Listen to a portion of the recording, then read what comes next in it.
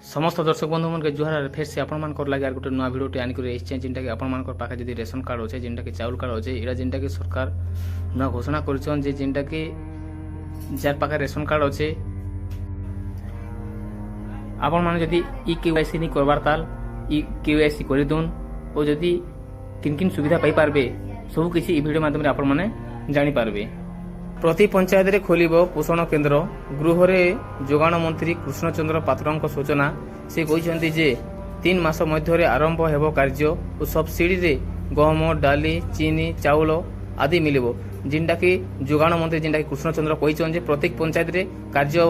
जिनटा कि कार्य काम जिनटा कि आरंभ हेबा और 3 मास भितर जिनटा कि सब प्रत्येक पंचायत रे जिनटा कि पाई पारबे।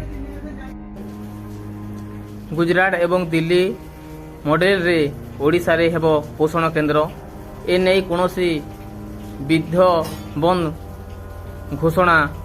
होई नथिबा बेले मुख्यमंत्री सह आलोचना चली कथा पूर्वर कही जोगाण मंत्री कृष्णचंद्र।